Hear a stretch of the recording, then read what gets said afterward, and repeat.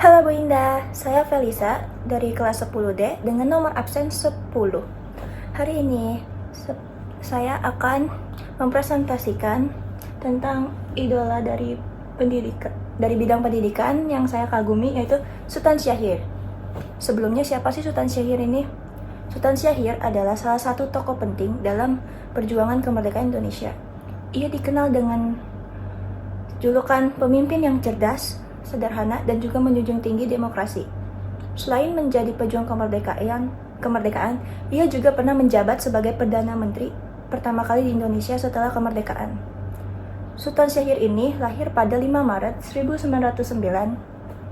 Ia lahir di Padang Panjang di Sumatera Barat. Ia berasal dari keluarga yang cukup terpelajar.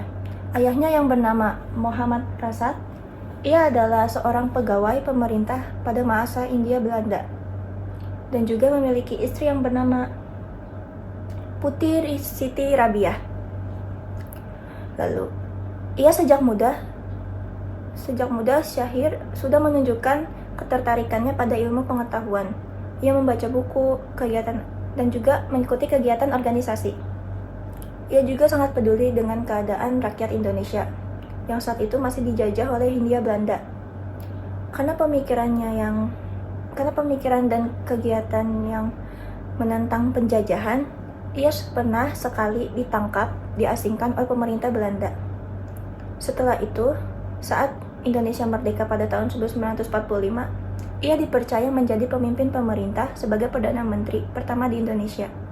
Ia berperan penting dalam membangun pemerintahan baru dan juga memperjuangkan pengakuan kemerdekaan Indonesia di dunia internasional melalui diplomasi. Sultan ya.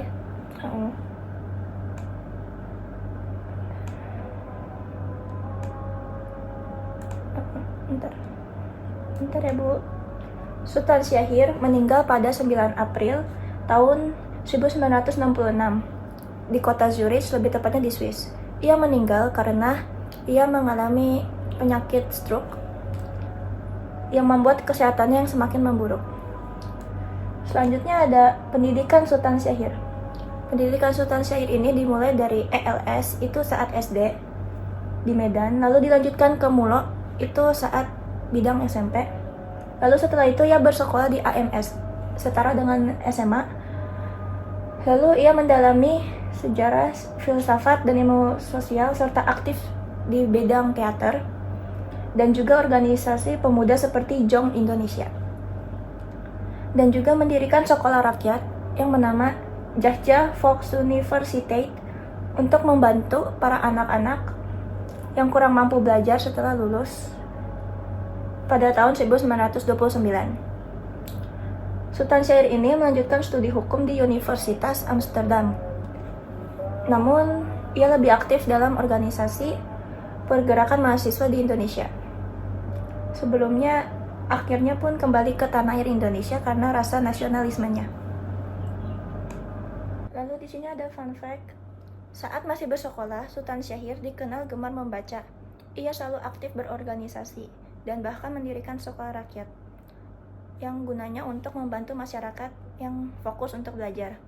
Ketika melanjutkan studi di Belanda, ia lebih fokus pada kegiatan pergerakan mahasiswa di Indonesia karena aktivitas perjuangannya melawan penjajah. Lalu, ia akhirnya pun ditangkap dan diasingkan oleh pemerintah Hindia Belanda. Oke, lanjut. Hal apa sih yang dapat kita teladani dari Sultan Syahir ini? Yaitu rela berkorban. Ia rela berkorban demi tanah airnya, yaitu Indonesia. Ia rela ditangkap oleh pemerintah Hindia Belanda. Lalu, ia cinta tanah air. Saking cintanya pada Indonesia, ia rela untuk balik lagi ke Indonesia dan putus kuliah di Belanda.